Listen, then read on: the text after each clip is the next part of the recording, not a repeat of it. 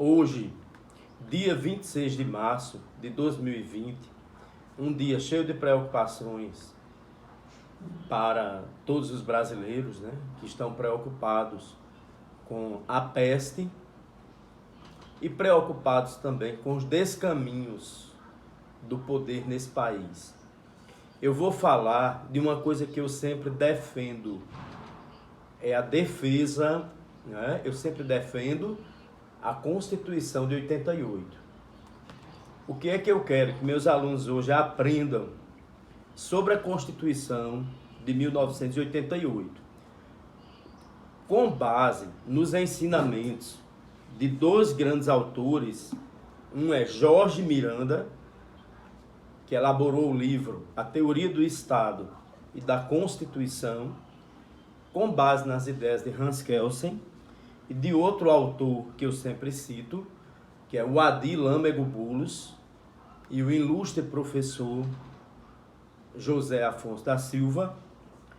Vamos fazer a classificação da Constituição de 88. Então, qual é nosso propósito teórico-metodológico? Por que eu estou dizendo teórico e metodológico? Porque os teóricos que garantem a minha fala é Hans Kelsen, né?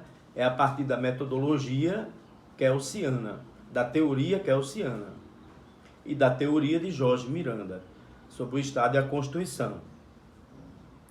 Então, como nós classificamos a Constituição de 1988?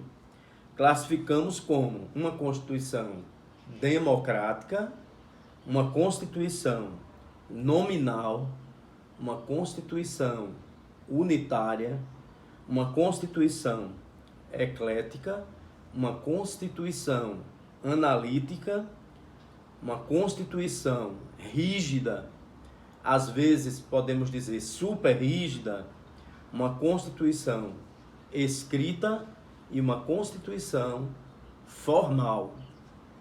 Agora vamos dissecar essas categorias de análise, essas categorias da ciência. A primeira, quanto à origem, a nossa Constituição, ela é democrática, não é? Por quê? Por que uma Constituição democrática? Porque ela foi promulgada através de uma Assembleia Nacional Constituinte. A nossa Constituição, ela é fruto do poder constituinte originário. Poder constituinte originário que é soberano. Poder constituinte que inaugura esse texto solene, esse texto que é o texto jurídico. Então, nós podemos dizer que, quanto à essência, a nossa Constituição de 88, ela é uma Constituição nominal. Por que nominal, né?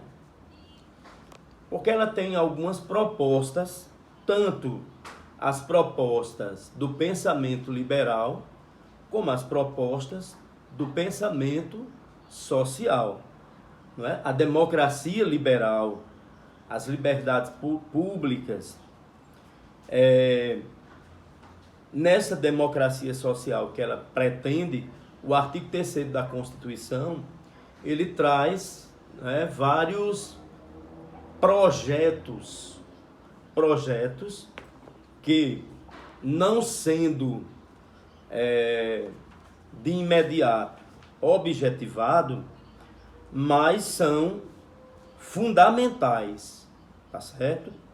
Como construir uma sociedade livre, justa, solidária, garantir o desenvolvimento nacional, a promessa de erradicar a pobreza e a marginalização, da redução das desigualdades, as desigualdades sociais, as desigualdades regionais, promover o bem de todos, sem preconceitos de origem, de raça, de sexo, de cor, idade e quaisquer outras formas de discriminação. A nossa Constituição, ela é uma Constituição quanto à sistematização, ela é uma Constituição unitária. Isso significa que ela é unitextual, tá certo? Ela é unitextual, ela é codificada. Ela é um instrumento exaustivo, ela é um instrumento único e exaustivo, tá certo? Porque tem um conteúdo muito vasto, né? Veja que na Constituição eu encontro o preâmbulo, os títulos, os capítulos, as seções. Dentro destes eu tenho os artigos, os incisos, os parágrafos, e eu ainda tenho nessa Constituição a ADCT e atualmente, não é? Na medida que ela vai sendo emendada, eu tenho também as emendas. Então, ela é um texto unitário. A nossa Constituição, ela também é uma Constituição quanto à ideologia. A ideologia é a ideologia dos deputados e senadores eleitos para a Assembleia Nacional Constituinte, que vai elaborar a Constituição. Então, a sua ideologia ela é eclética. Por que eclética? Porque está toda fundamentada no pensamento liberal, no pensamento do liberalismo político e também do liberalismo econômico, tá certo? E também no pensamento democrático. Nós podemos até dizer, não é, que toda essa fundamentação advém de grandes teóricos, de grandes filósofos do pensamento liberal e também do pensamento democrático. Se eu falar em teóricos do pensamento liberal, eu vou lembrar de John Locke. Se eu falar do pensamento também liberal francês, eu vou lembrar de Charles Louis de Secondat, o Barão de Montesquieu, que escreveu O Espírito das Leis, tá certo? E seguindo essa regra da própria construção teórica liberal de John Locke, ele faz uma divisão de poderes bem adequada para, não é, a composição da França, a França liberal, que é o poder judiciário, o poder executivo e o poder legislativo, né? E as ideias de Rousseau, que foram ideias retiradas do seu texto político, do seu pensamento político filosófico, na defesa, né, de uma democracia burguesa, que é o contrato social. Então, do ponto de vista ideológico, essa Constituição é eclética, porque ela tem a ideologia liberal e a ideologia democrática, né? Os elementos da ideologia liberal do sistema capitalista, que vem lá daquele livro tão famoso de Adam Smith, que é A Riqueza das Nações. O artigo 170 está aí para provar, quando ele mostra que o modelo é um modelo capitalista e mostra também os elementos, né, que categorizam a partir de princípios do capitalismo, que é o livre mercado, que é a livre iniciativa, essa valorização do trabalho tipo Adam Smith, né, que na verdade é uma valorização do trabalho, mas dentro da proposta liberal. Um outro elemento de classificação da Constituição é quanto à extensão da Constituição. Então, quanto à extensão, ela é uma constituição pleonástica. Ela é uma constituição longa. Ela é uma constituição detalhista. Ela é uma constituição, né, longa, detalhista, pleonástica, analítica. Ora, por que eu estou dizendo que ela é analítica? Mais uma vez eu repito, né? A nossa Constituição, ela, a partir do artigo 1º, ela já vai delinear, ela já vai mostrar, dizer que somos uma república federativa, que o Estado é federal. Ela já vai mostrar que somos uma democracia, que o Estado é o Estado democrático de direito. O artigo 5º, que traz toda a tessitura de direitos da primeira geração, de direitos conquistados, né, ao longo de tantos anos, através de uma grande luta de classe. Então, no artigo 5º, eu tenho os princípios do direito processual, eu tenho delineado dentro do artigo 5º, eu tenho os remédios constitucionais, não é? O direito da propriedade, a função social da propriedade e os demais direitos, né, que tessituram esses direitos e garantias chamados de fundamentais. Vejam o artigo 18, como é detalhista. Lá no artigo 18 eu tenho como é a forma solene de criar um Estado, como é a forma solene de criação de um município, como é a forma solene para criar também um território, né? O artigo 21, que está tratando de competência da União, o artigo 22, que são competências que podem ser repassadas para o Estado. Então, vejam que detalhadamente, não é? Essa coisa, essa análise geral, essa forma dela ser tão analítica, de conter tantos conteúdos, de ser tão detalhista. Nós temos um capítulo sobre o sistema, um sistema tributário nacional que nós chamamos de Constituição Tributária, onde estão elencados os tributos, né? Quais são as taxas, as contribuições sociais, as contribuições de melhoria, os empréstimos compulsórios, todos os impostos da competência da União, os impostos da competência do Estado, os impostos da competência do município. Temos uma verdadeira carta de competência, um conjunto de princípios escriturados no texto constitucional. No artigo 170, nós temos a ordem econômica, o delineamento dessa ordem econômica a partir de princípios.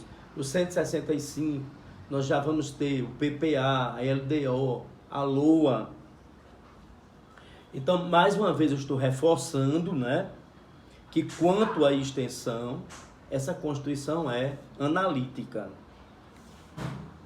Vejam bem, quanto ao conteúdo, ela é uma Constituição formal. Por quê? Porque existem procedimentos sistemáticos para a sua reforma.